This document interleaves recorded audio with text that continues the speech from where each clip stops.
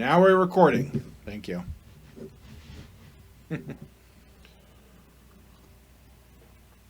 My last class went a little bit late, so I had to get my coffee and still drinking it. Okay, we got 4 people. Is that enough to get started?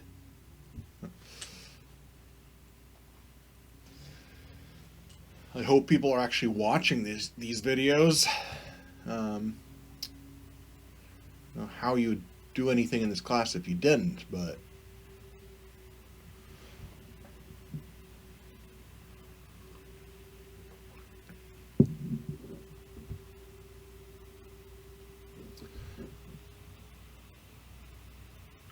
okay, cool. Yeah. Well, just to remind you, this part they can miss. Just we're doing philosophy of mind, right? We're sort of done with our historical stuff a little bit. We took a journey from the pre-Socratics all the way until Immanuel Kant. We saw all the adventures in the a priori and the a posteriori, analytic, synthetic, necessary, contingent, all those concepts. Hopefully a lot of this history stuff has remained with you. I hope. And now we're doing philosophy of mind. Okay? And so last time I tried to just kind of get clear a little bit about what the controversies are about the mind, right? And the different ways of thinking about the mind. When you think about philosophy of mind, well, what are philosophers after? Well, we want to know what reality is like. We want to know what things are like, right? So we want to know that about our minds as well. And human minds are very strange. And we include a lot of different things as examples of mental processes or things that the mind can do, right? So it's a very broad-ranging concept, the mind. And I think the best way to think of it is just kind of a shorthand reference term to talk about a lot of capacities that we have as conscious agents, right? So you can do things like think about the weather, you can do things like mathematical sums in your head, you can imagine things, you can perceive things, you can remember things, and so on. And these are all things that we are saying just sort of by stipulation, that's what we mean by the mind, or that's what the mind can do. But then the question, of course, is, well, what makes that possible? Is the mind actually some sort of thing that we can point at and look at in some way, or else define in some very specific way? There's all sorts of things to worry about there. Then I left off with that whole idea of emergent properties, right? We talked about that quite a bit. I hope that made sense to you.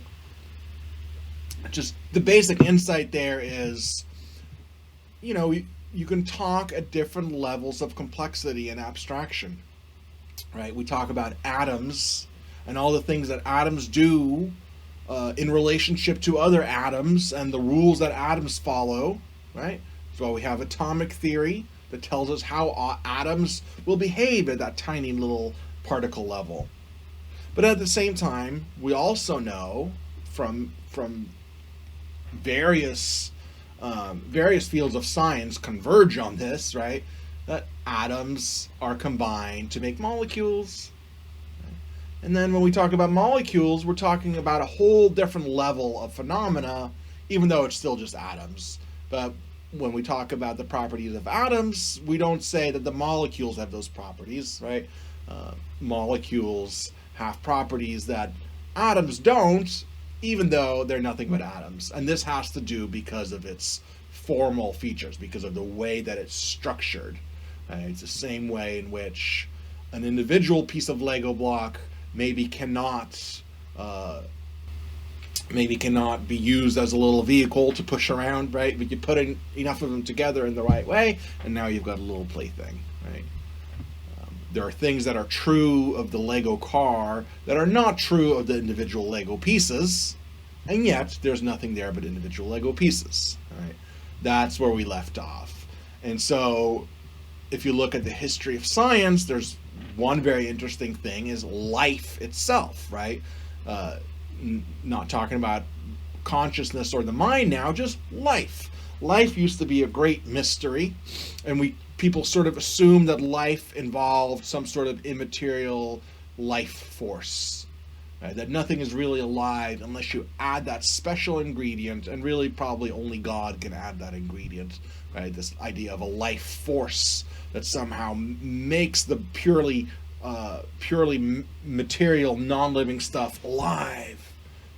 Scientists no longer think that, and there's just no reason to believe it, because everything that we think of as life, it's just a set of physical processes. That's all there is to life. It's just individual cells doing their job, right? Now, this does not get into the question at all of what makes that possible, right? Could that happen through evolution? Could that only happen by God's intervention? I'm not really talking about that. I'm just simply saying there are things that are explainable in terms of lower level processes. So a thing like life, for example, it isn't anything beyond just the ability of a multi-celled or a single-celled organism to do things like reproduce, or move, or take in sorts of energy and then excrete waste. Those are just the things that we mean by life, and those things are all possible just by cells and molecules working together in the right way. So there's no great deep mystery to life in that sense. There might still be a mystery as to how that came about, right? Sure, you might still think, oh, God must have done it, or you might think, no, evolution is a fine explanation of that.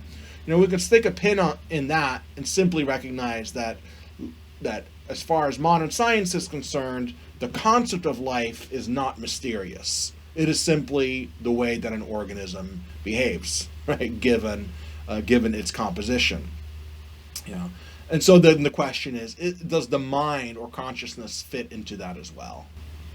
Or do we need to make a brand new category, right, that does not fit into our scientific understanding of the physical natural world around us? Can we fit a philosophy of mind or a theory of mind within the sciences, where we can treat consciousness or mental processes simply as emergent phenomena, just like life, right? Or just like burning and rusting, right? Which atoms don't do, but things made out of atoms do, right?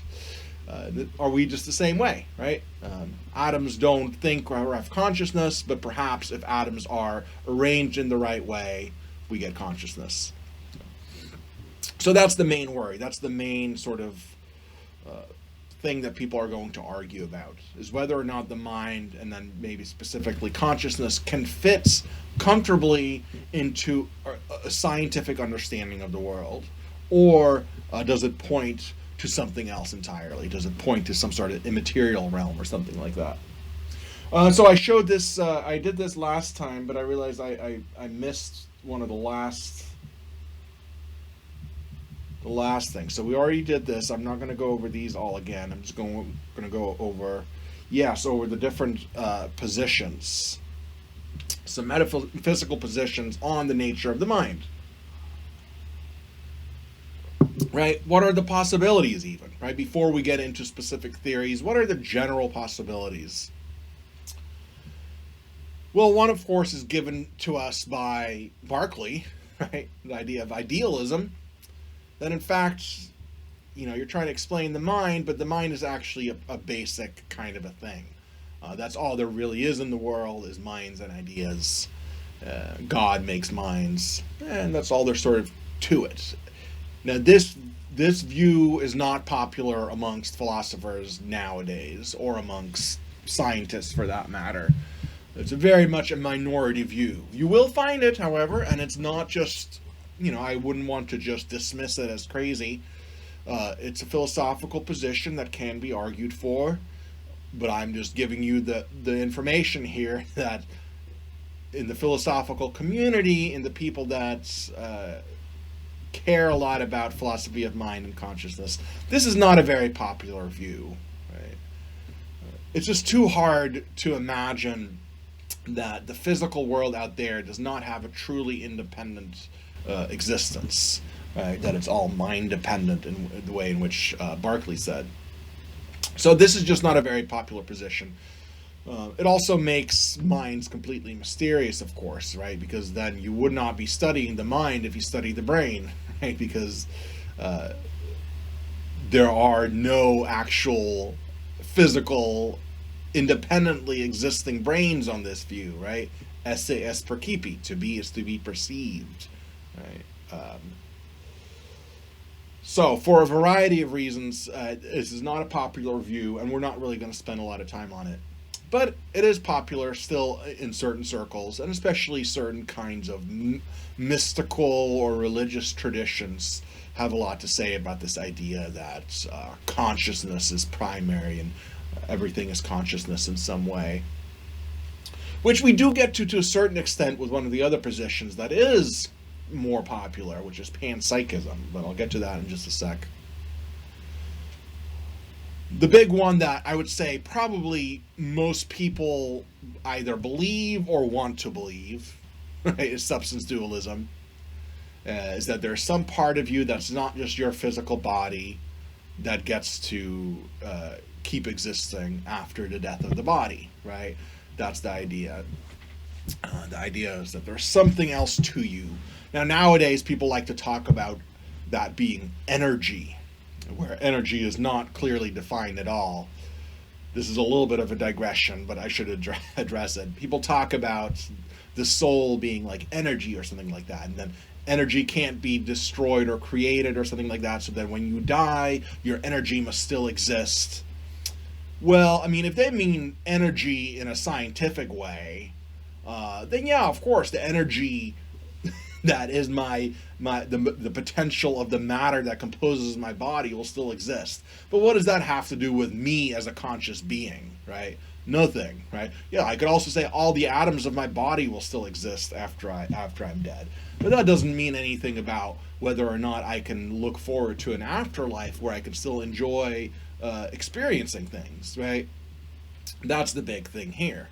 So it's hard to see how you would get survival after death of the body without some sort of substance dualism, right? Because if you're assuming that it's just the physical body gives rise to consciousness, then it's just like a computer or something like that, right? There's no software without the hardware. A substance dualist is someone who thinks that the software can exist without the hardware, at least when it comes to human beings.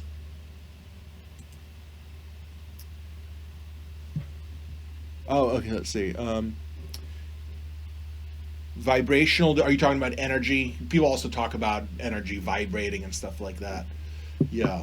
Well, what happens a lot is, certain fields in science, especially physics, it gets very sort of difficult to understand for lay people, myself included.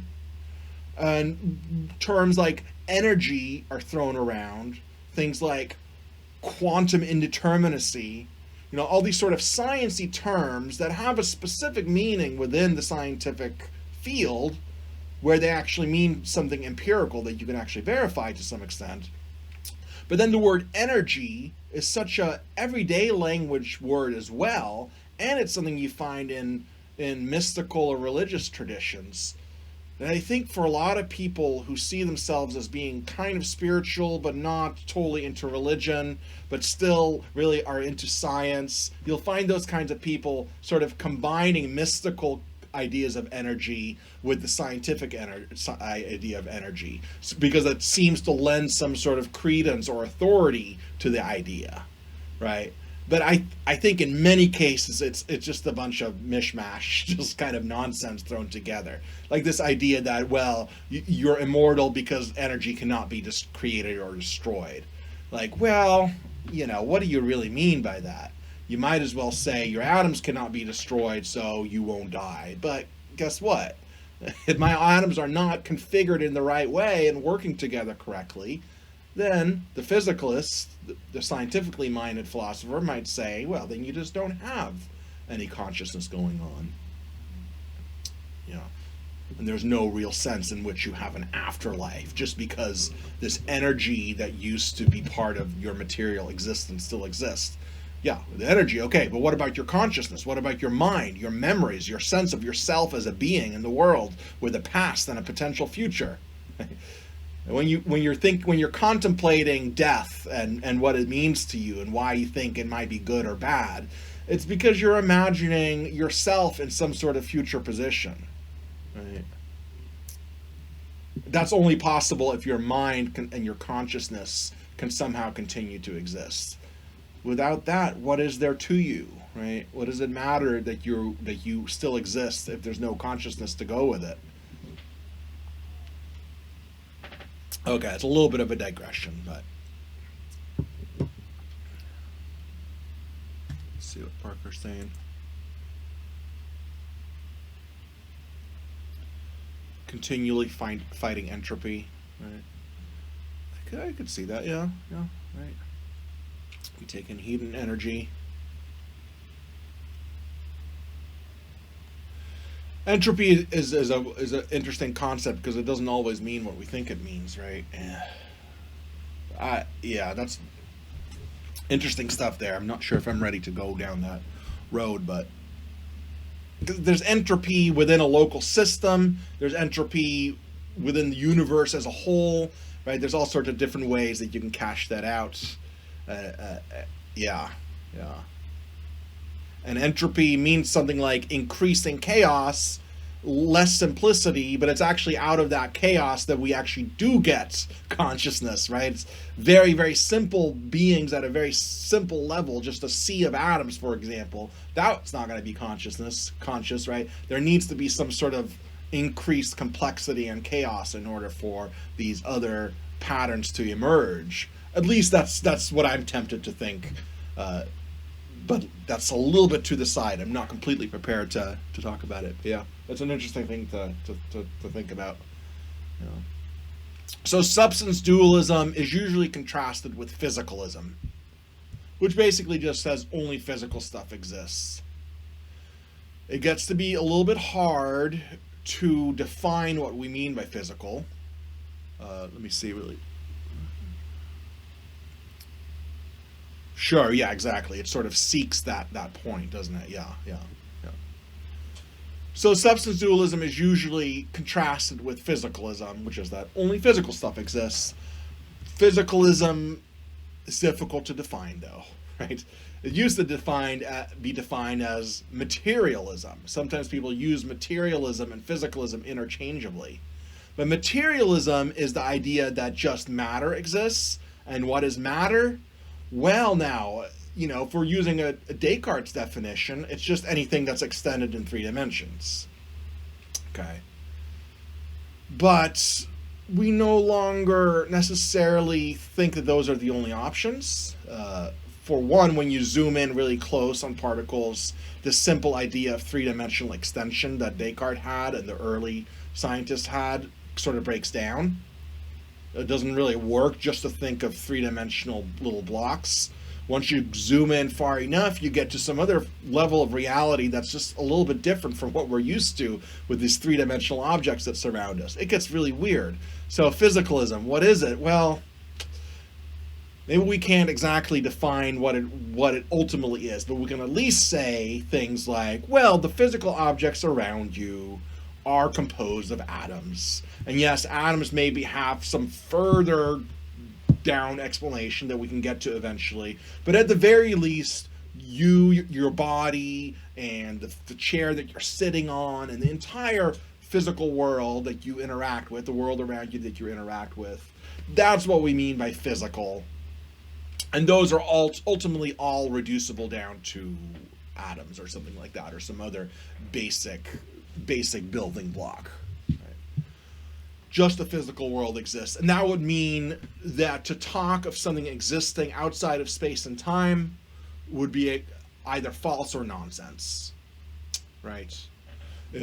According to physicalism, if something exists beyond space and time, meaning it has no location and no location in time at all, it simply does not exist. That's the same thing as not existing.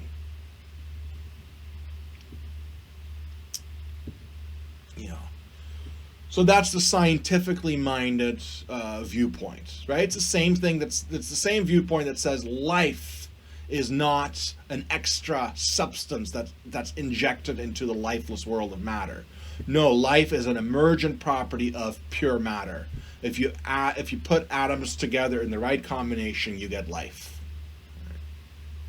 And so a physicalist will say everything is explainable in those terms.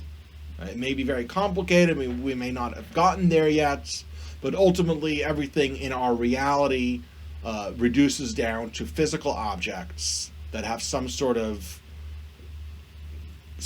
underlying reality, like an atom or something, some sort of basic building block that explains it. Okay? So those are the two basic ones that are really in disagreement. But there's different ways that you can be a physicalist, right? I kind of jumped ahead to some specific interpretations of physicalism, ones that I find more believable than, for example, behaviorism. So behaviorism is a physicalist theory of the mind. And according to behaviorism, the word mind does not really refer to some sort of thing. It's rather that all these mental terms that we use, like thinking and feeling or remembering, all these words, these are mental categories, they're actually just about observable behavior. Right. So we'll have a whole section on behaviorism to try to explain what is meant by that. Okay, so in philosophy, this turns into what's called logical behaviorism, which is just the idea that the meanings of sentences that ascribe mental properties are completely determined by what sorts of things you might observe in the person, in their behavior. Right? So, for example, to say that someone is in pain is simply to say that you could expect certain behaviors from them given the intensity of the pain or something like that.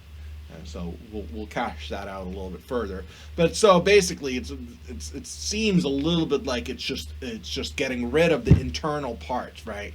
That is just focused on the outward behavior. And this is actually what fixes the referent of our mental language. Okay. Mind-brain identity theory is the beautifully simple idea that the mind just is the brain. Very tempting, simple idea, but it sort of it makes sense when you think about it. Again, from that sort of scientifically minded point of view, where you're thinking about all the brain science that exists. Think of all the different sections of the brain that exist, and think of that section gets damaged, then suddenly this mental capacity that you used to have, you don't have it anymore. Right? It seems as though we're finding more and more areas in the brain that are at least partially responsible for mental functions. So now if you go down the list of mental functions and you find out that they're all being controlled by the brain, then at some point you might just say, why even talk about the mind like it's some other thing? Right? Why don't we just talk about the brain and what it can do? Right? It seems simple enough. Of course, you cannot do that if you're a substance dualist, right? If you think that there's more to you or to your mental life or your conscious experience than just the physical processes of the brain, then of course you're not going to be a mind identity theorist, right? Then you will disagree with that statement. You'll think the mind is something different from the brain. Mind-brain identity theorist says, no, let's just forget about the mind as this other category, this immaterial thing. Just forget it. Let's talk about the brain. Now we know, we didn't used to know what was responsible for all our mental functions, so we called it mind and it's a mysterious thing, right? Science has shown us the error of our ways, right? I'm trying to motivate this point of view. It has shown that all our mental functions are dependent on brain function, so why not just simplify things, right? Not use Occam's razor. We don't need the mind as an extra explanation of anything. We can simply talk about the brain. Very closely related to that, but slightly different and slightly more nuanced, is functionalism. But functionalism actually is probably the closest representation of how psychology at present operates, the sort of paradigm in psychology. The paradigm in psychology is that the mind, just like any other function in your body, right? It's there for a specific reason. It can do certain things given certain inputs. It's what translates inputs from your environment into your behavior. And that makes sense. We talked about the way in which the external world affects our mental states, and the way in which our mental states then affect our behavior, right? So functionalism tries to take that whole picture, tries to take all those different aspects into one big cohesive picture, where the mind is a function, basically. So it's very close to mind-brain identity theory, but notice that this allows for the possibility that it's not a physical human brain that has to do it. It just has to do whatever it is that can do that, right? So in our case, we might say, well, the mind is what the brain does. But if you had a computer chip that could do all the same things that your brain can do, then on functionalism, that would just as much count as a mind as your mind.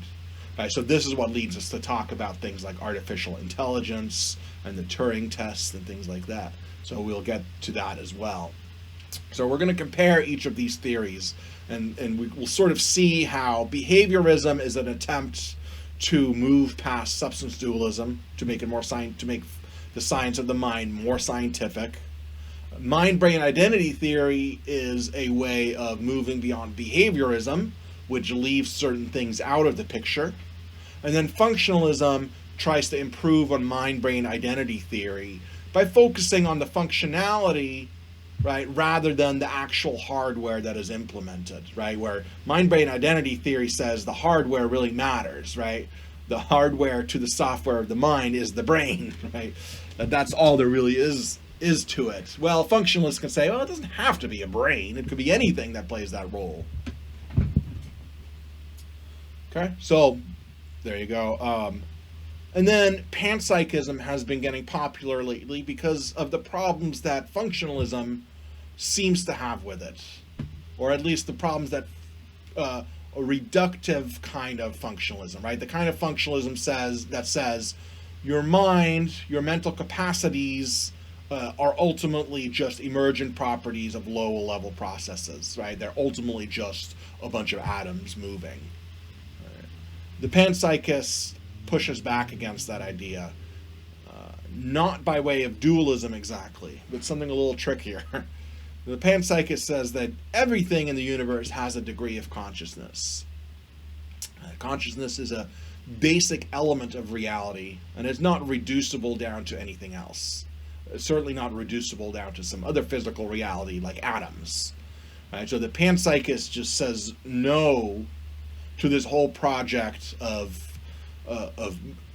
thinking of the mind as just a set of physical processes that ultimately just reduce down to a bunch of atoms that we can describe at the atomic level. The panpsychist says no. The panpsychist says that consciousness is more like an atom, right? When we put the atoms right down here, and then molecules are created out of that, and then cells are created out of that, and organisms are created out of that, right? The scientifically minded philosopher of mind will say, yes, and way up here, this high level of complexity where human beings exist, this is where consciousness and the mind emerge. The panpsychist says, no, that's not the case. Consciousness is way down here already, right alongside the atom. Everything has some degree of consciousness in human beings that reaches to this level of self-awareness and things like that. And you can kind of see that there are gradations perhaps of consciousness or of mental capacity. If you look at human beings versus chimpanzees versus a dog versus a rooster versus a fish versus a bug, right, versus an amoeba, right, where exactly do we say consciousness ends, right? Well, to the panpsychist, they would say it never really does. It's always approaching some small amount of consciousness, but if you have the right amount of consciousness, you get this kind of human consciousness. I used to just think this view was nuts, but that's one of the things in philosophy that you have to do, is you have to be able to look at the arguments or the positions that seem crazy and see what is motivating them. So I have a newfound appreciation for panpsychism, even though I'm not convinced by it. But just struggling with the issues long enough has me at least seeing where they're coming from without thinking that they're completely crazy.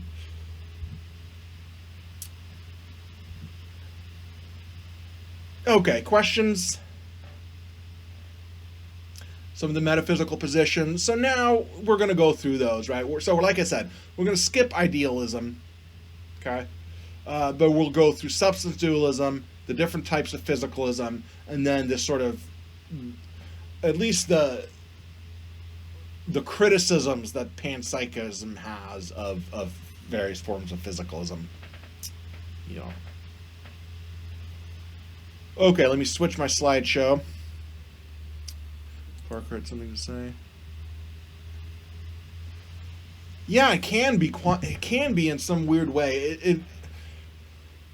Panpsychism is. It's very difficult. I don't fully pretend to understand exactly. I understand the criticism it has of physicalism, but as a positive theory, I'm not sure it's that well thought out yet. But David Chalmers, for example, a big proponent of panpsychism, links this to information theory or something like that, where you can actually put a number to the amount of consciousness that something has. Yeah, very strange. Yeah, sort of. I mean, if you're interested in it, you know, see what. Yeah, it's not exactly like data. I'm not exactly sure what you mean by that, but there is an actual number, as far as I remember, that is involved with this. Now, I've not gone very, very far into panpsychism because I'm still just myself. I'm sort of metaphysically opposed to the idea, right? I'm still not convinced by it, so I'm not necessarily going to spend all my time studying the details of a position that I'm not really I'm not really convinced is a fruitful avenue. But I don't know yet. We'll see. Right. Okay, let me change.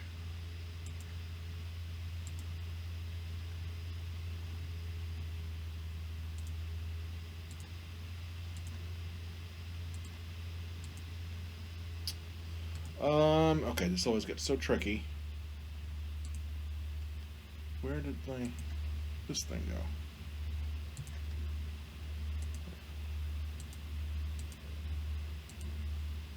Well, I was recording and then something happened. It's getting very confusing. Where is my... Huh.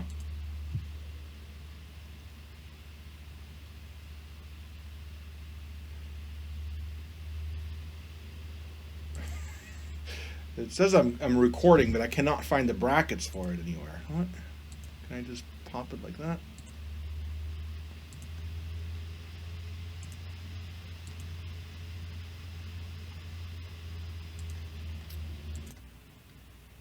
Okay, good. We're good to go now. Sorry about that. Okay. So to begin with, let's just revisit Descartes' substance dualism again. Okay, so you should kind of remember it, but we'll just to remind you. Let's look at the picture for a second. Right? The reason I always try to pick, or often try to pick a picture that has something to do with the theme. Here, the idea is when you see this young woman reading a letter, we're supposed to see that something is going on, right? That this letter is meaningful somehow.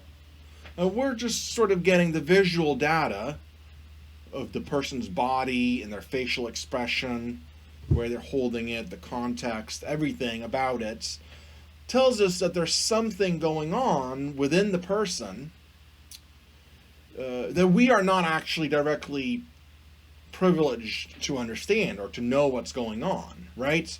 We can sort of guess, but we can only see what's going on the surface. We can only see what's happening in terms of this person's body, right? Their body their body language, their posture, their face, their facial expression, all that.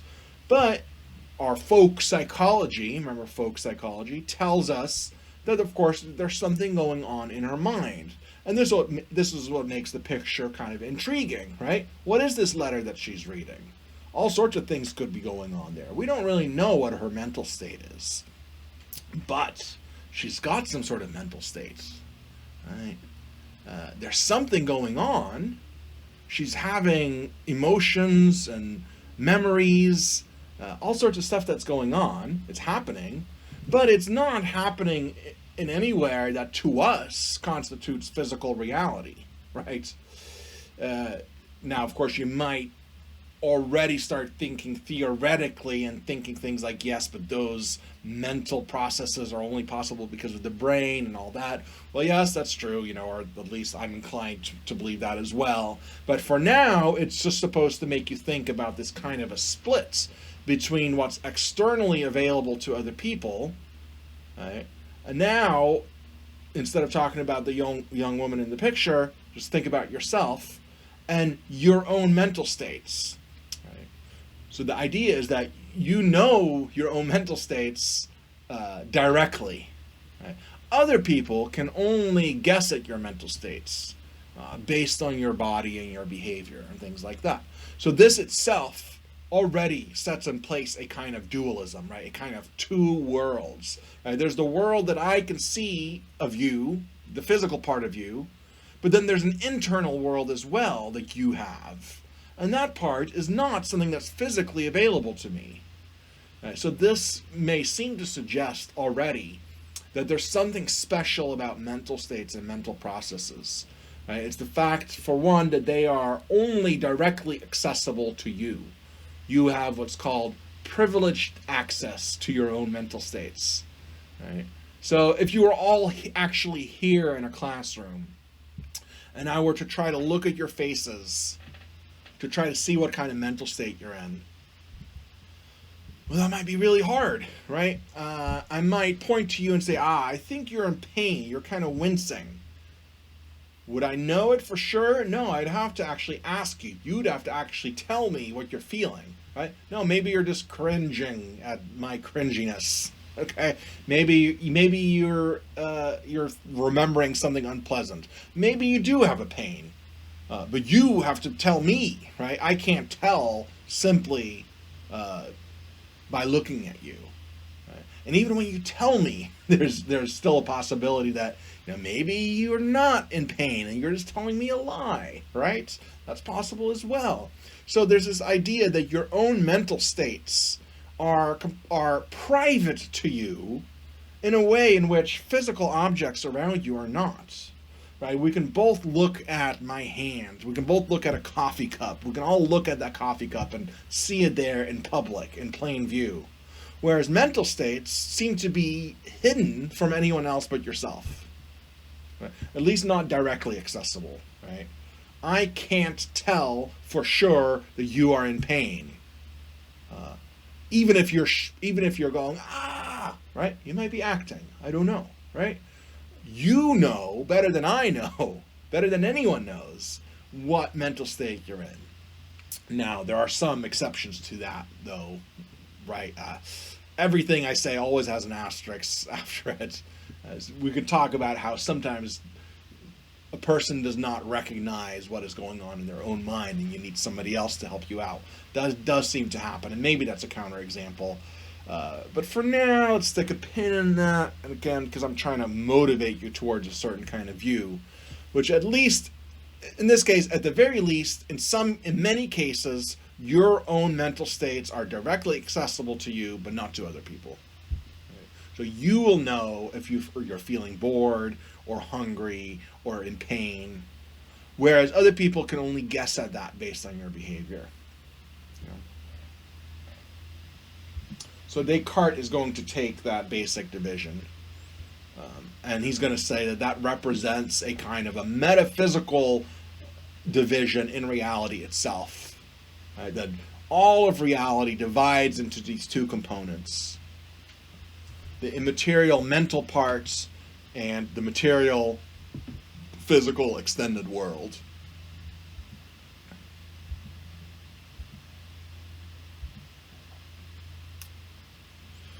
So if we're going with Descartes' definition of extended things, matter, right? They're just these three-dimensional objects, right, that have other properties, primary qualities, right, like mass and whether or not it's moving or at rest, things like that, what its shape is. These are all defined in terms of extension in space. That's extended things. That's the world of physical objects all around us, including your own body. That's extended things. Whereas the mind is defined by its capacity for thought and experience, for being able to have thoughts, for being able to have experiences, having cognition and sensory data and things like that. So for Descartes, that's all of reality, right? And so you, as a human being, you're this strange kind of composite reality, right? Whereas physical objects in the world around you don't have minds. They are purely extended. Descartes thought that this covered animals as well, right? So Descartes thought animals did not have a soul, so animals are just basically little biological robots, right? Sort of how I was describing simple cells earlier, right? When you take a simple living cell, it's this tiny little factory made out of molecules, and what the factory does, we call that life, right? Descartes took this very mechanistic kind of view of everything else apart from humans, right? To the point where he would even think that animals don't actually feel pain because, again, atoms don't feel pain, right? It's that sort of inability to imagine emergent properties at higher levels. At least that's what I say it comes down to, right? This idea that, well, animals are these purely physical beings, purely extended beings. Purely extended beings are only defined by their extension. And so without a soul, an animal is simply a kind of a robot that does not actually feel any pain. You know? So sure, a dog, if you kick a dog, it might go and seem like it's in pain, but that is purely a behavior on Descartes' viewpoint. It is much like having a robot dog that you have programmed to make a noise when you touch it in a certain way. There's no actual subjective sensation of pain going on in the dog, according to Descartes, because dogs are purely extended, and extended things are only defined in terms of their extension in space and time, and it has nothing to do with mental capacities like feeling a pain or thinking a thought, for that matter. So kind of an extreme view he had on animals. Human beings, on the other hand, he thought, yes, our bodies are purely extended, and so anything that has to do with the body is going to be completely defined in terms of extension. That includes your brain. Your brain is just an extended thing. It's just a lump of stuff that has no mental properties of its own. Your brain might as well be a cup in terms of its conscious experience. Your brain is not what is capable of being conscious on Descartes' view. Your brain is simply another lump of matter.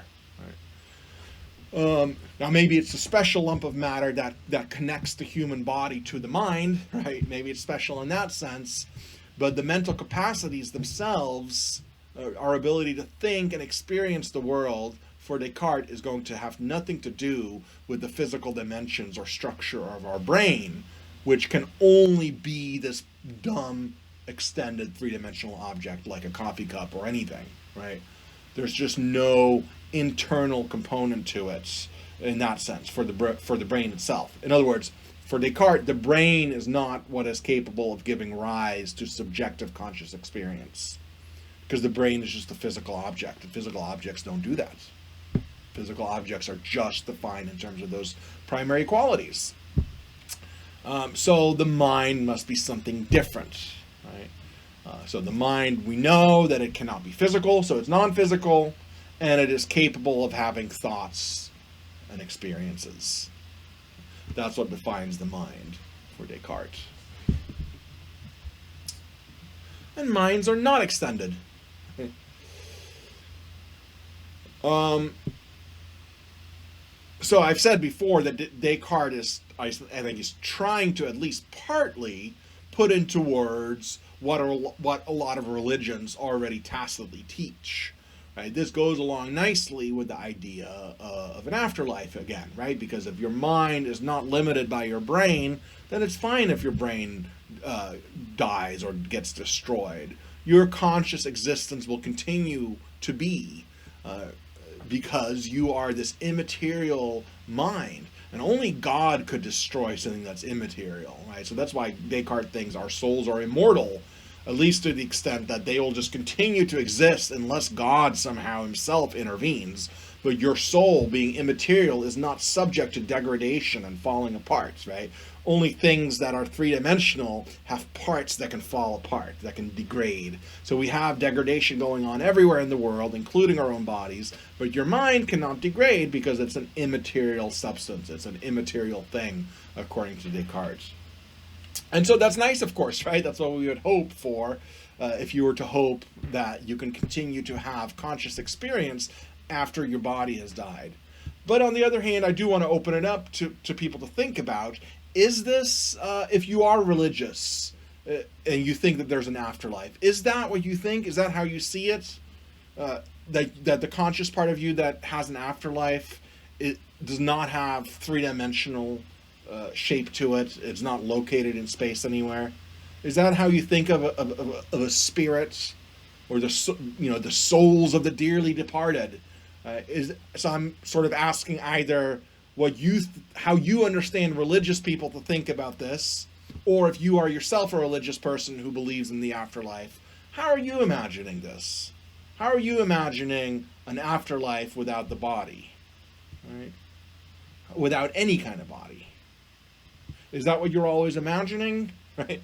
Or did you perhaps, like we talked about earlier, imagine that a spirit is actually more like something that does occupy space and time, like energy or something, or like a vapor, something that's a little bit more malleable maybe, but it's still there within three-dimensional reality, right? We talked about this earlier. I had suggested that if people really have experiences of ghosts, then they're having experiences of three-dimensional extended entities, which could be proven scientifically. All right. So so the question is, to what extent do you think Descartes' dualism actually captures, say, in Christianity or in Islam, the idea of a soul being rewarded in the afterlife? Do these match up exactly, only to a certain extent? Right? If you are a believer in souls, do you think souls are extended or non-extended? It's another way to ask it. So it's possible that no one wants to answer it. It's a tough question, of course, right? You don't have to even answer it as yourself, right? You can just simply be thinking about the relationships of different ideas. Because Descartes' view does touch upon this, right? And it's an important question for human beings. Yeah, if you just don't believe in souls, then it really doesn't matter, does it? Yeah. It's just that Descartes was trying to make this position philosophically respectable, and he thought it accurately described his understanding, anyway, of how it works within Christianity, right? Yeah, so hanging out on a cloud, right? That's now you're saying that tongue in cheek, but at the same time, let's take that seriously. This conception of the afterlife, once again, if you're hanging out on a cloud, you're located in space. You must have some sort of spatial dimensions to be hanging out on a cloud. Right? You do think souls are extended. Okay, but that's very interesting, you see. So, of course, if they're extended in that way, that does mean that technically they're material beings, right? And if they're extended in time and space, then we would have access to them as well.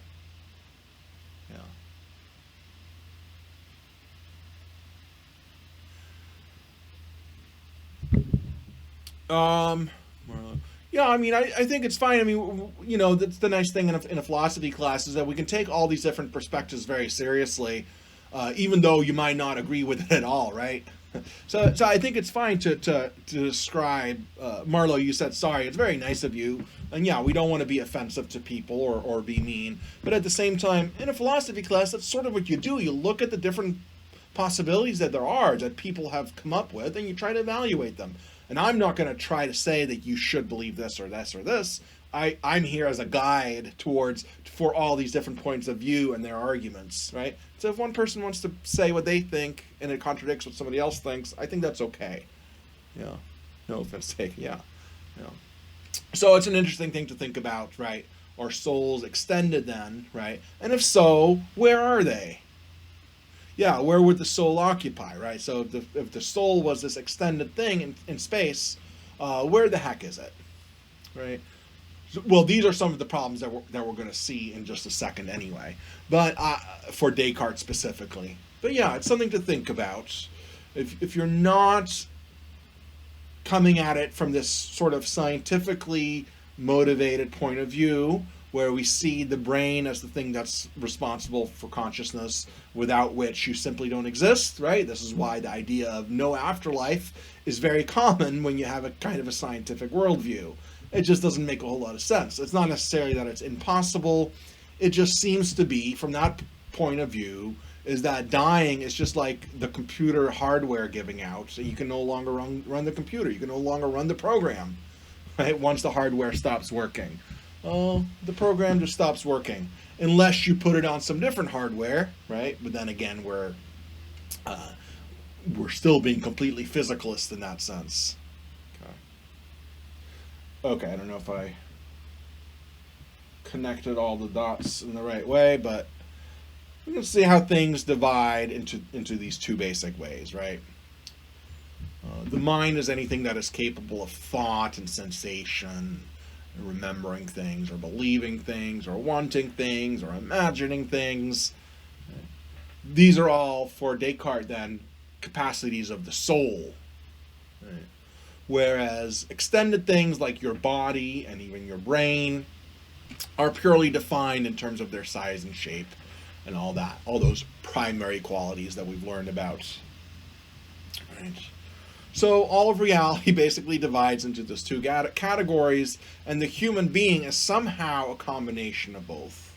Right? That you are a physical body that has been ensouled, right? It's had a soul attached to it in some way, so that information is coming in through your sensory organs and then reaching your soul, which is you, the seat of your consciousness, right? So when you pinch yourself, there's this whole physical process where at the end, that pain is actually experienced in your soul. The pain is nowhere along this line that's going to your brain, like the nerves or anything like that. The pain is something that is had in your soul. Your physical body feels no pain on this view. Okay. So what's the argument for that? Right, why must they be different substances? Well, one thing here that, Descartes being a rationalist, rationalists love first principles. These are supposed to be ideas that you can intuitively grasp, right? That are not empirically derived. Remember this, rationalists like this kind of stuff. Empiricists do not, right? But Descartes, being a rationalist, he thinks that this is an obviously true statement. Right? That if for any x and y, if x is identical to y, then x and y have all the same properties.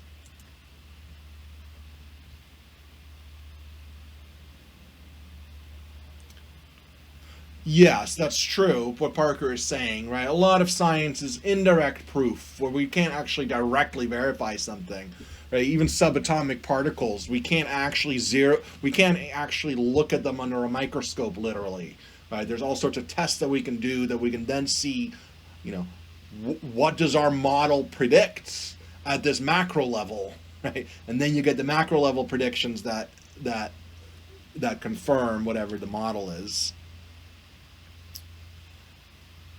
Yes, yeah. So everything Parker is saying, yeah, that is correct, and it's helpful to to sort of fill in those blanks a little bit, right? Earlier I had said, well, if souls existed, we would be able to, if their souls existed and they were extended in space and time somewhere to the, you know, in some way that it allows us to talk about ghosts and spirits the way people who believe in them do.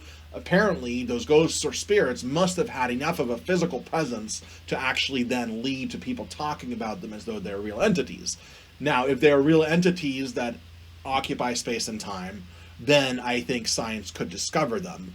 But yes, it might not be in this very direct way. You know, you might have to do some sort of secondary thing. You might only be able to detect ghosts in the same way that we can detect subatomic particles.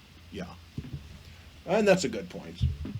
It might not be so easy to detect them as I made it seem. I'm just suggesting that if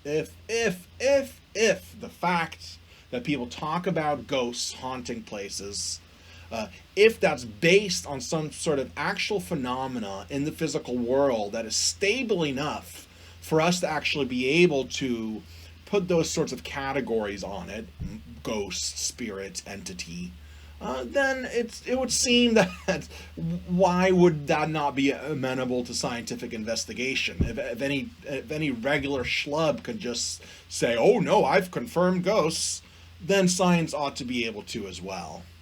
But again, I've said this before, right? That's my kind of point of view on this, my take on it. You don't have to agree with it. It's just one argument to consider.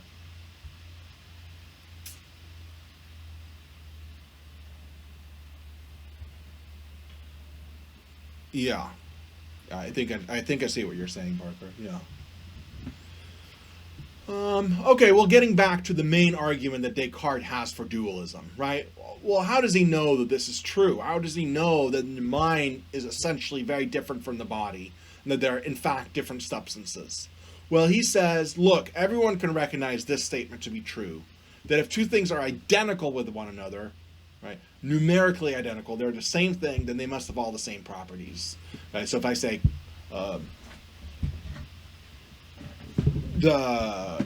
let's think of a good identity statement. The morning star is the evening star. It's identical with the evening star, right? We now know that it's the same planet, whatever it is.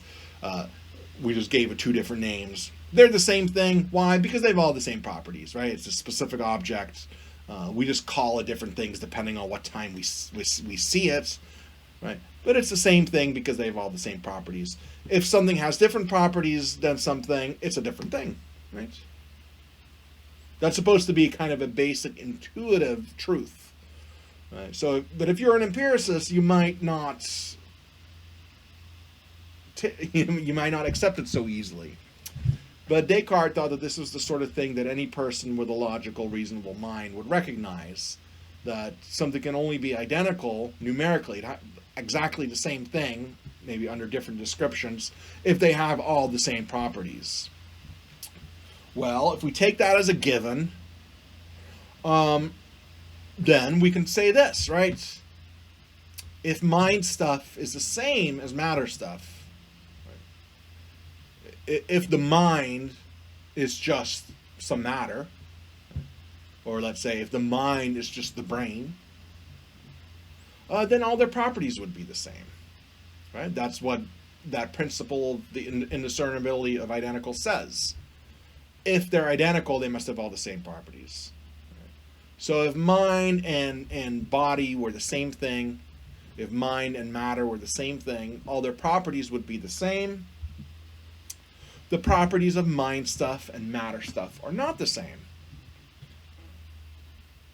says Descartes. Now let's look at a sub-argument for that. Why is that the case? We'll get into that. But you could see how if you have both of those premises, the conclusion would follow, right? If the mind were just some hunk of matter, then all the properties would be the same. Then we can't talk about minds in one way and bodies in a different way. All their properties would simply be the same, is what it says. But the properties of minds and the properties of matter are not the same. They're different. So therefore, they're not the same thing. Right? That's the argument in a nutshell. So certainly you could disagree with either of the premises. But let's look at support for number 2. Why should we believe that the properties of the mind are not the same as the properties of matter? Well, remember the whole argument from doubts, all the doubting that Descartes did? You can doubt the very existence of matter. All this matter that you think exists around you might not exist for all you know. It might be part of your dream, an evil demon, right? You might live in Berkeley's world, right? Maybe it is all just ideas and minds. It's a logical possibility. It is not a logical possibility that your mind does not exist. You see? That's his cogito ergo sum. Stuff in the physical world could be doubted. You could doubt its very existence. However, you cannot doubt the existence of your own mind. So for Descartes, that means that minds and matter have different properties. Or matter can be divided. Remember this whole idea of degradation and having pieces of physical objects fall apart, right? Physical objects can fall apart and degrade. You can divide them up. The mind, says Descartes, you cannot do that. Right? The mind cannot be divided in this physical way. Right? That's kind of makes a bit of sense, right? If you think about your mind, what does your mind look like divided in half? Well, that doesn't really make a whole lot of sense, right? So that makes it seem like the matter is just not an extended thing. If it was extended in any way, like matter, then you could divide it up in various ways. Well, you just can't do that with the mind, says Descartes. Or you might ask yourself questions that you can ask about physical objects that are, at the very least, very confusing when asked about mental properties, right? You can ask how much a certain part of my brain weighs, sure, but how much does the memory weigh? Doesn't make a whole lot of sense, does it? I'm trying to motivate Descartes' point of view, even though I disagree with it. You want to go to Disneyland? Some of you do. Is that desire located somewhere? It's hard to talk. It's hard to think in what way it would be. And you might. There's a possibility, of course, that it is just maybe not a very simple kind of location, but it is possible that it's specific areas of the brain doing various things. So that your desire to go to Disneyland, maybe we cannot point to your desire right there, but we could say, perhaps, against Descartes, don't know exactly where, but it's going on somewhere in my brain, because without that brain, there would be no desire. But Descartes wants us here to see that when you talk about memories or desires or beliefs, the same language that applies to physical objects just no longer applies. When it comes to a physical object, you could ask, is it moving or at rest? Is your belief in Santa, or your belief in whatever it is that you believe, is it moving or at rest? That doesn't seem to make any sense. Right? So Descartes is here saying there's things that are true of your mental states or your mental properties that are different from what's true of physical properties or physical states or matter. Right? The properties of the mind are different from the properties of matter. Since something can only be identical with something if they share all their properties, mind stuff and matter stuff must be separate substances, different things. Okay, you get the basic argument. Can you point out anything wrong, not with the position, but with this argument? Is there any kind of potential problems with the argument?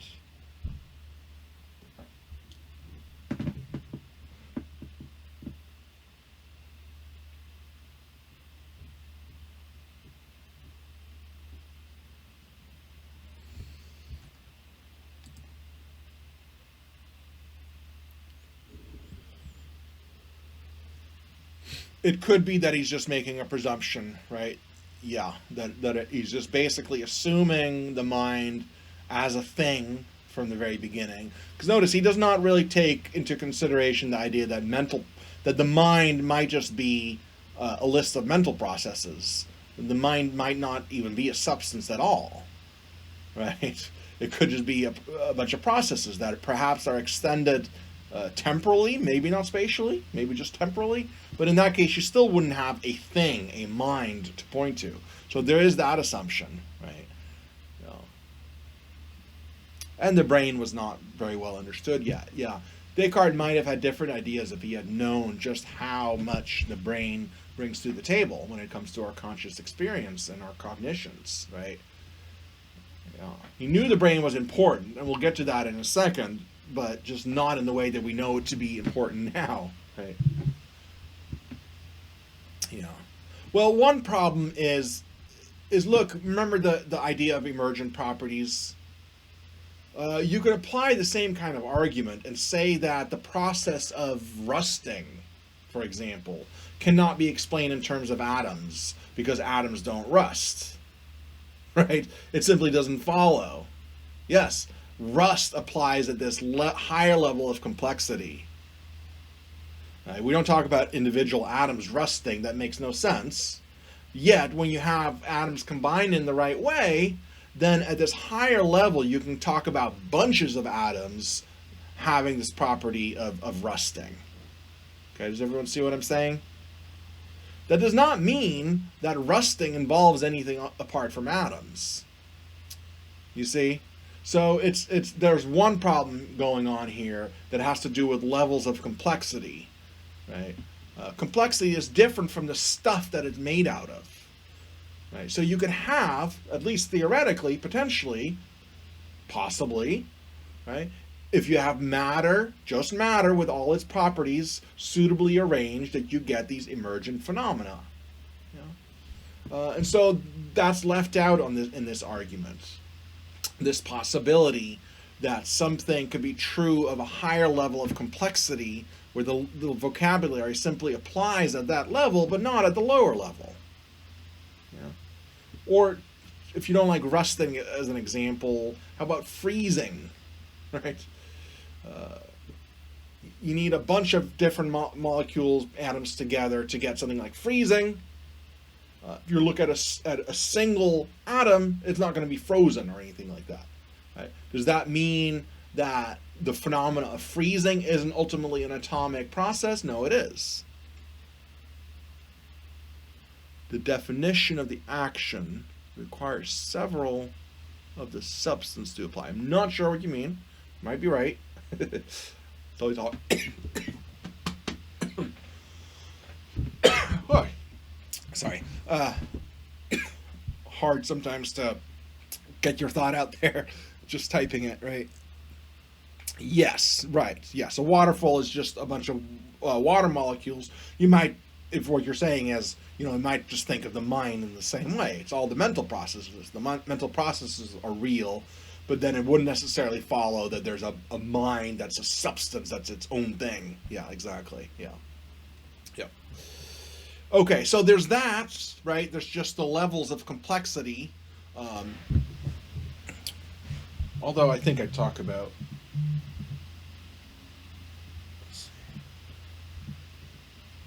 Yeah, so that's where I'm talking about the problem with dualism in general. Here I'm still just talking about the argument that's presented here. It's sort of a reductio argument. I'm saying if you could make that argument here, you could also make that elsewhere. You could also say, well, since atoms don't rust, therefore the phenomena of rusting cannot be explained in terms of atoms. That's just not true. It can.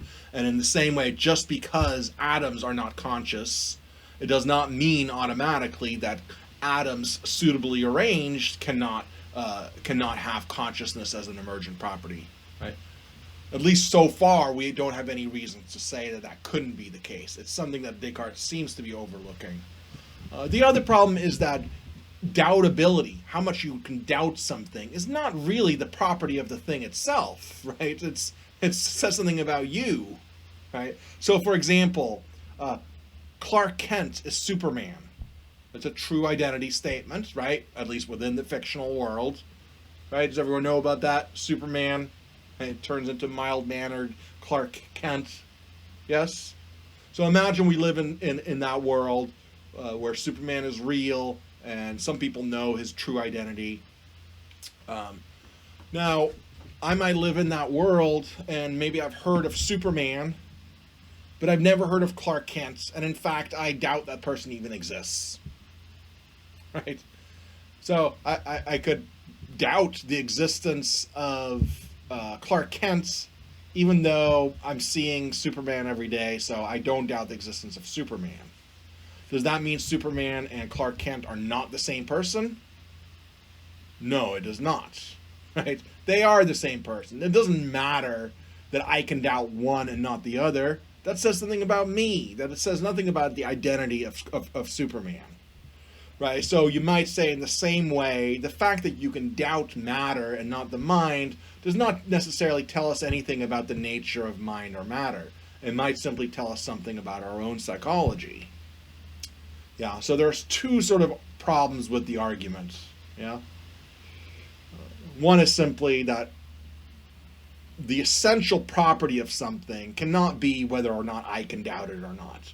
Right? What does it matter if I can doubt it or not? It is what it is on its own, apart from my thinking about it. Right? Doubtability is what you might call a secondary property. Right? Something can only be doubtable if there's a mind to doubt it. Okay? If there's somebody around to actually doubt whatever it is. Okay.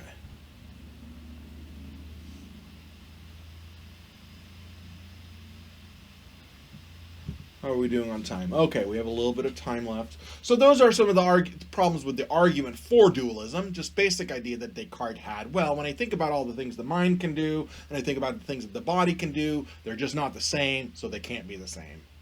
I'm saying it's a bad argument because you can think about all the things that molecules can do, and all the things that atoms can do, and they're different, and yet molecules actually are nothing but atoms. So the argument just doesn't work, right? At least, let me rephrase that. Right? One way of evaluating Descartes' arguments seems to point to some possible problem with the arguments. Okay? Because maybe you're not convinced by my counter-argument, right? Maybe you think Descartes was right and I missed something, and that's possible as well, and that's totally fine.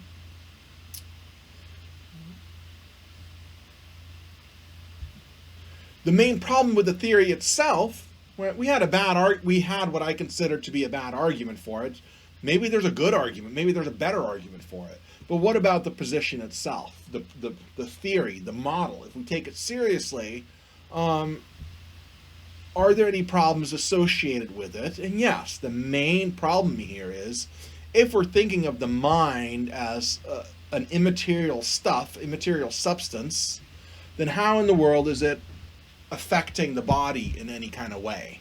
Right? We had looked earlier at this idea that normally when we do folk psychology, we think that it matters whether or not someone intended to do something, whether they meant to do it, right? So if I slap you, and it's because I meant to do it, it was the results of my desire and intention to do it, then I'm morally responsible for it, right?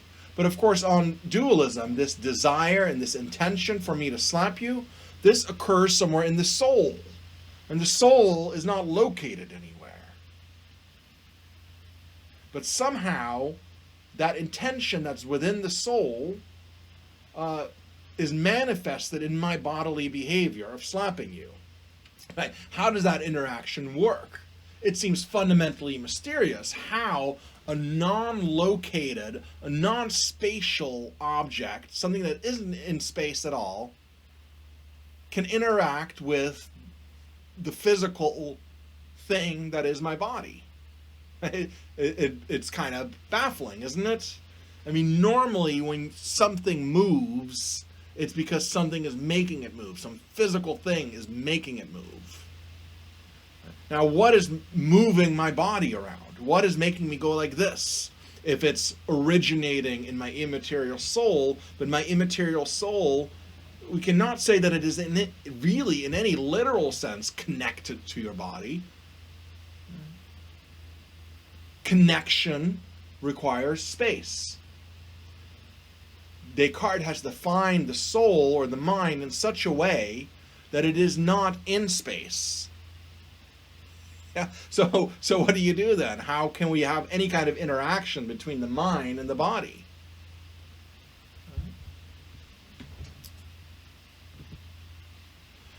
And in fact, Descartes can't actually he doesn't stay consistent on this. Even though he's defined the mind in such a way, when he starts talking about how it's possible for a human being to be this kind of a composite of an immaterial soul and physical body, right? We're unlike anything else in the universe apart from God and maybe the angels, right? In that sense.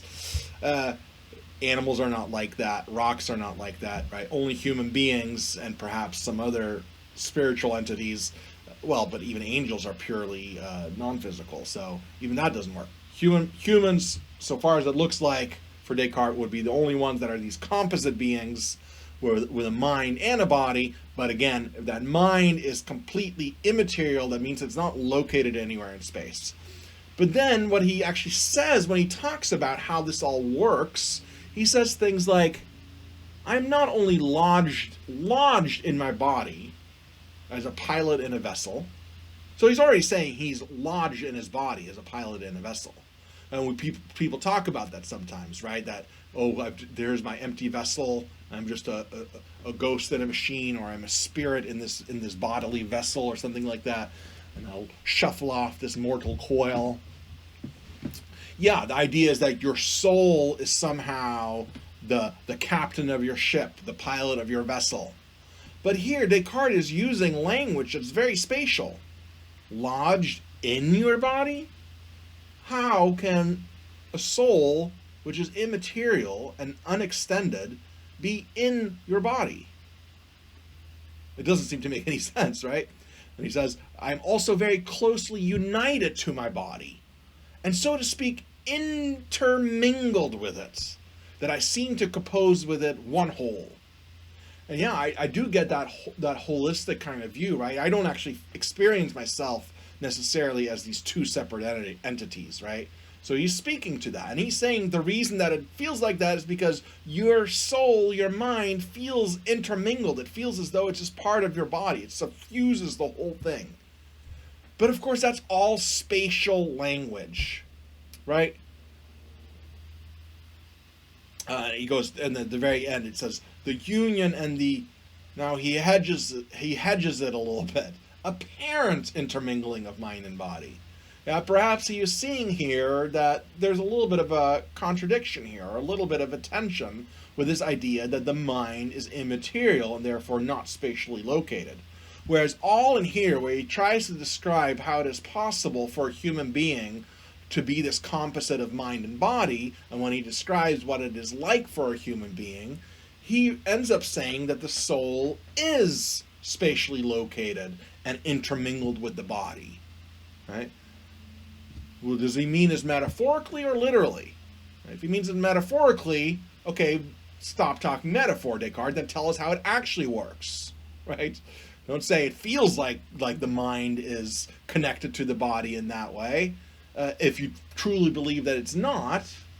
But at the same time, it's difficult to talk about what it is like to be a human being without thinking of being, spatially located in this way, right? When you think about the idea of feeling a pain, and we've been saying when you feel a pain, for someone like Descartes, or for anyone doing philosophy of mind, the experience of pain is by definition something that happens in your mind. But of course, when I feel a pain, I feel it somewhere specific, right? I feel like my pain is right there. So that's the kind of phenomenology that Descartes is talking about here, but it's contradicting what he had earlier said about souls not being extended. At least that's how I'm reading it. You might come up with a more charitable interpretation, but all I think is that Descartes is kind of being inconsistent here, right? That he wants, by definition, souls and bodies to be completely different, yet at the same time, when we look at our experience, it does not really feel like that.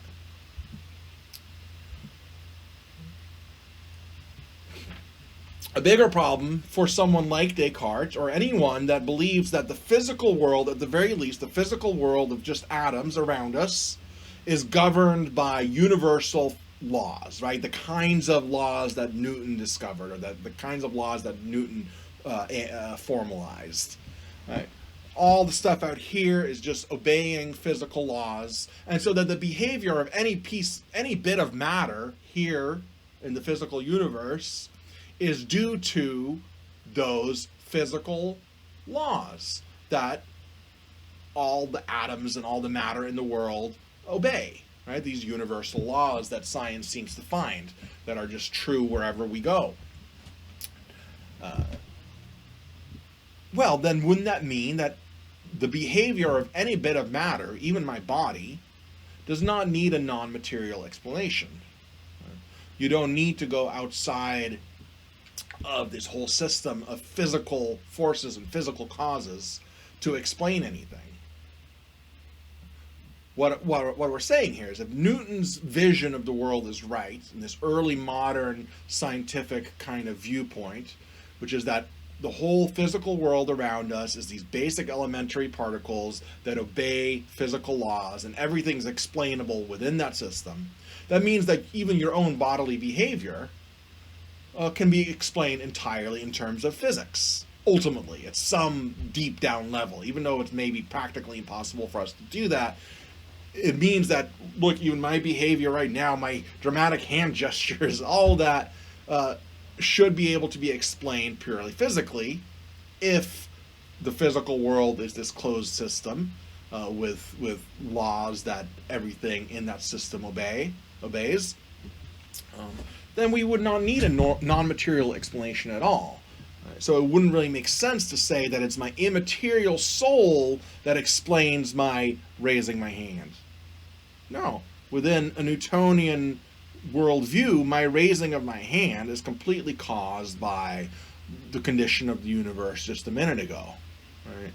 Where everything's completely deterministic according to these universal laws. Right? If A happens, then B happens, right? So if the universe is like this moment, then it's inevitable that it's going to be like this moment, right? So if in the second moment I'm raising my hand, it's because of the way that the universe was physically configured a moment ago, along with the universal physical laws that tell us what's going to happen, given an initial condition, and then what's going to happen next. So there's that problem as well. It would mean, right, if Descartes was right, that your ordinary human behavior was caused by an immaterial cause outside of the physical universe, that would make every free will action that you do a supernatural event, a miracle. Right? Right? I mean, think about it. If Descartes is right, and it is your soul, your mind, that is responsible for your intentional behavior, then that means that your behavior cannot be explained purely in terms of physics and matter. We'd have to go beyond the natural world. And you basically have to say that everything that a human being does voluntarily or intentionally, because that means it was caused by their own mind, their own soul, it would make that a supernatural event. So this, right now, I can just decide to raise my hand. If Descartes is right, that would be a miracle. Right? That would be a supernatural phenomena. This would not be explainable in terms of science. It would only be explainable in terms of a supernatural entity outside of space and time, my soul. Now, of course, if you are a religious believer, then why not? Right? Maybe God made us special, and every intentional action is a miracle. Right? For some people, again, if you're the more scientifically minded person, this is going to be a problem, right? Why should it be that everyday ordinary behavior can only be explained by a miracle? Right? And furthermore, it's a miracle that we don't really know anything about, because all we're really saying is, well, it's not physical stuff that's doing it. something else. I don't know what. Right? Yeah. So, potential problems. The main problem being this sort of interaction problem, right? What would cause it, and then how do you explain bodily behavior if we're assuming that physical behavior is purely ruled by physical laws, and we don't need an immaterial soul to explain it. You know? Another way to ask the question is, well, where is it that the mind is causing matter to move? Where does the ball get rolling, as it were? You might say, like, okay, my movements right now, my hand movements, in a very immediate sense, they can all be explained by my muscles contracting. And those muscles contracting, that can be explained by the nerve signals that are being sent by my brain. Okay, fine. Okay, nerve signals sent by my brain. Okay, now we're at the brain. What is causing my brain to send out those signals? Right. According to Descartes, it would have to be your soul. Right, the soul is somehow causing the brain to send those signals.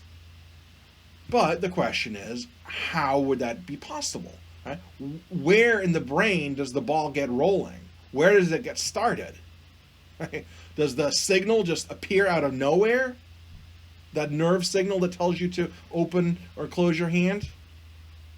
It just appears from your soul, which is located nowhere, to somehow then start this brain signal that ends with you opening or closing your hand? How are you supposed to imagine this? Is it somewhere in your brain? Where? Descartes actually had an answer. Let's see, does it actually show? Yeah, the pineal gland, sometimes called the third eye. There's some, speaking of contemporary kind of mysticism, people think that the pineal gland is very important.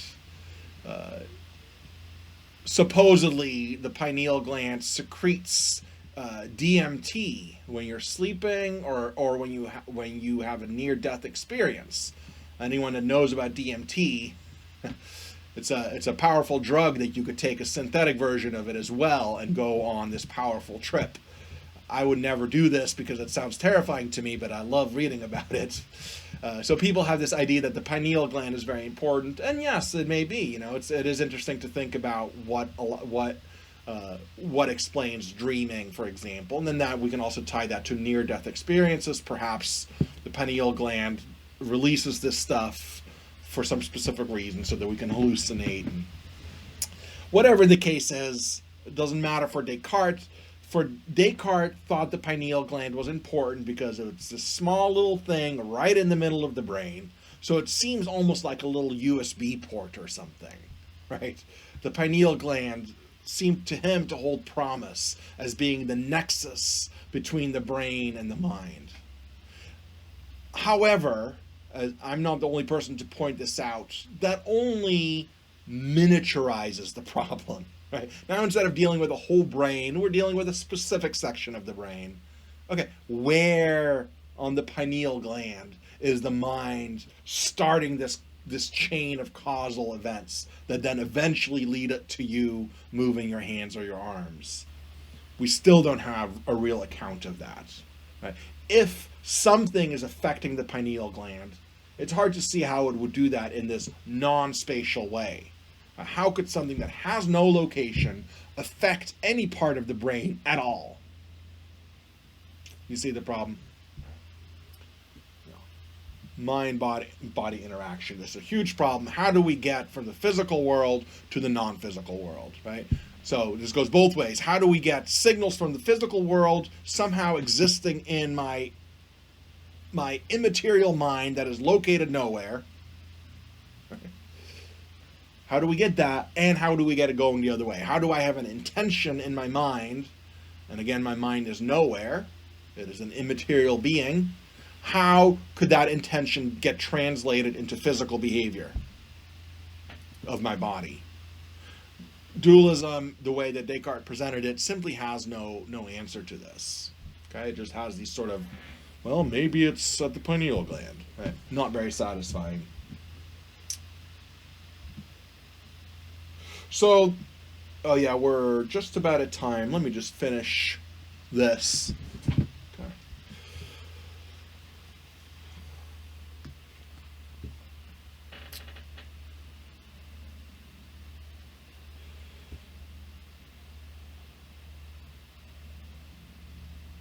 So that's the problem with mind-body interaction. Very, very soon after Descartes, people brought up this problem. Everyone noticed that Descartes published his stuff. People did like it, they loved it, sure. But astute people will find the problems, right? And many people did. Um, uh,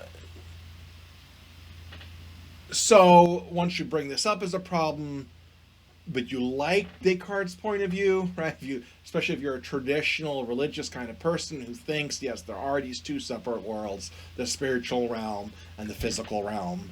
Um, how do you deal with this interaction problem? Well, of course, if you're that type of person, you've got the best kind of problem solver available to you, the same problem solver that Descartes used to get himself out of that skeptical hole. What's my problem solver? What do you think I'm going to say? What can solve any kind of problem? Just about. Let's see.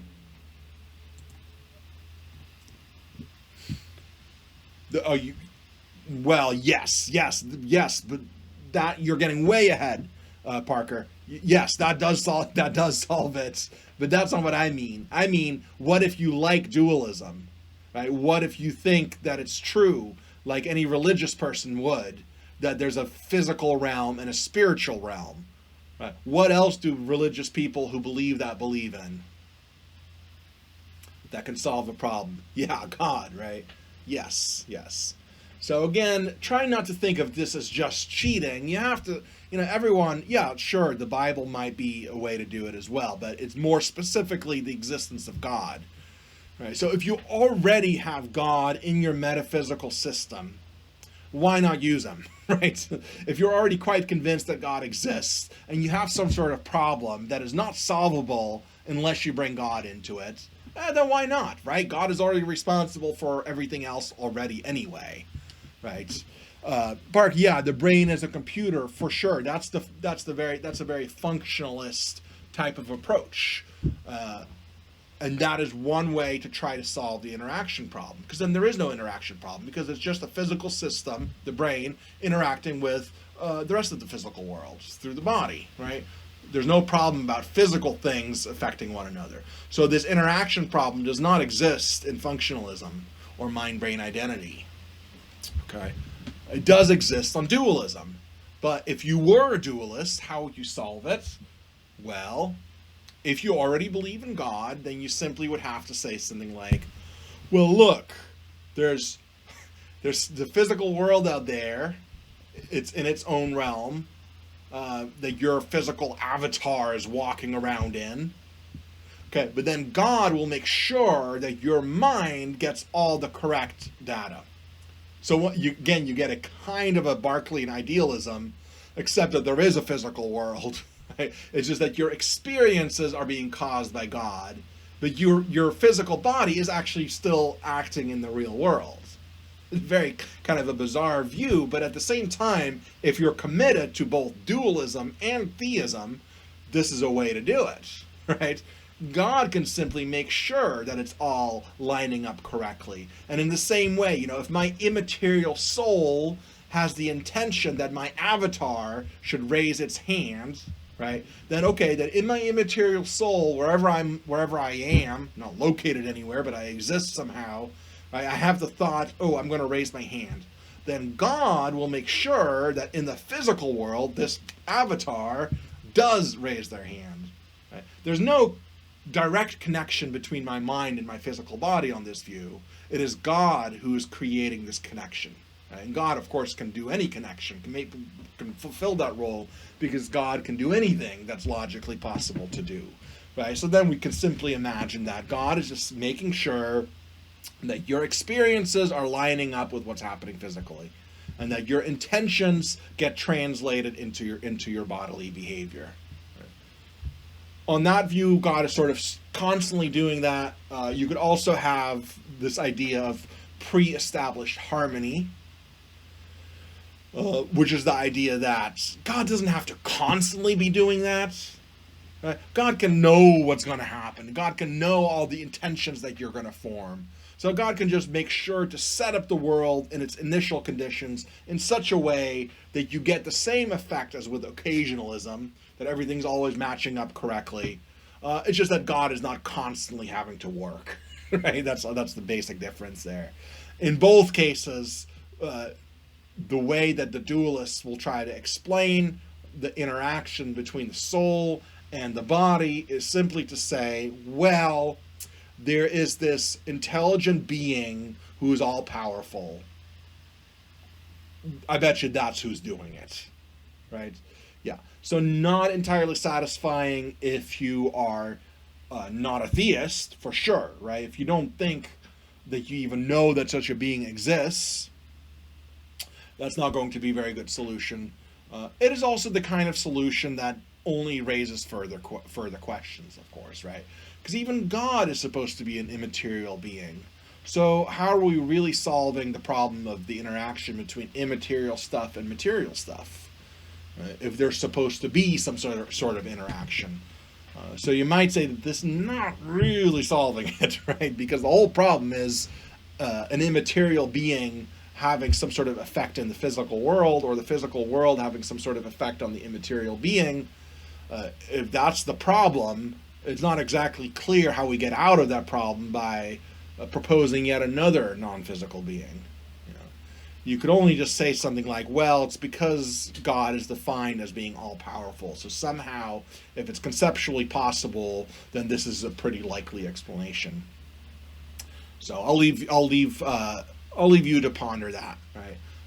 So if you are still tempted towards dualism, if you think dualism is right, how would you solve the interaction problem? How do you think it's possible for a completely immaterial stuff to cause material stuff to move, especially when we already assume that material stuff is always moved by other material stuff? Okay, I think we're good. We're good on time, so let's be done there. I believe that's the end of. Yes, that's the end of substance dualism anyway. Okay, so substance dualism. We have to look at it historically. It's important, and it is still important because a lot of people still are substance dualists in some sort of way. I think in many cases people are a little bit not clear about what they think a spirit is, right? People will tend to say spirits are not physical, and yet they do occupy physical space.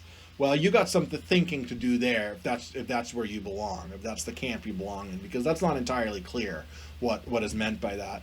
If you're an old school dualist like Descartes is, you then have to wonder, how could a purely non-spatial entity have any effect on a spatial entity, or how could purely immaterial mind have an effect on the material world? Right? What is your solution to that problem then? It's a big problem, and it's one of the reasons that when people started to want to do science of the mind, or psychology, right? Psychology is at least an attempt to be more scientific about the nature of the mind. It starts with people like Freud, who are not that scientific, but at least they're trying to do something systematic to try to understand the structure of the mind. If you're going to do that, you can't really be a dualist, right? Or at least it's hard to see how you could do any kind of science being a dualist, because it puts the mind out of the way of scientific inquiry. Remember, that was one of Descartes' main points. Remember that? He was trying to keep the peace between religion and science by saying the world divides into a world of material objects that's studied by science, and the world of spirits, the spiritual world, and that is the world of religion. And science has nothing to say about the world of spirits, right? So if you don't agree with that approach, if you think we can think scientifically about the mind, you're just going to have to leave dualism behind. You're going to have to try something different, right? So it's one of these things. Like, even if dualism is right, right, somehow, but you wanted to try to do science, then you'd have to assume that the mind is amenable to scientific and empirical investigation, in which case it could not be this immaterial, non-located entity. It would have to be something else. You'd have to think some other way of the mind, or have a different concept that does allow you to do science, right? So that's what we're going to be looking at on Thursday when we look at behaviorism. So behaviorism was an early attempt to get away from substance dualism, but being very scientific in the very quantitative and empirical way. A way that Freud, right, those early psychologists weren't really. Freud and Jung, what's called depth psychology. That's not even a criticism. I'm not saying anything good or bad about those early ones, but I'm saying behaviorists were a great example of early people who worked in science of the mind and psychology, who took scientific procedures very seriously. And that includes things like empirical observations, running tests, writing down actual quantitative information, quantitative data that you can then use math on, all that sort of stuff. The behaviorists were good about that. And so you could come up with a kind of a behaviorist model of the mind that does not rely on this hidden inner dimension of a soul. Right? So behaviorism simply takes that whole thing out of it and leaves us purely with physical behavior as a way to try to explain what the mind is or what mental processes are. Okay, so I shouldn't explain too much right now. I'll save it for Thursday. Okay, main thing being behaviorism, early attempt to get away from substance dualism, which is not very scientific, or at least it does not leave the mind as something that you could scientifically study, right? So behaviorism was an early attempt to get rid of dualism and try something different. Okay. If there's any questions, go ahead. Otherwise, you're free to go, and I'll see you on Thursday.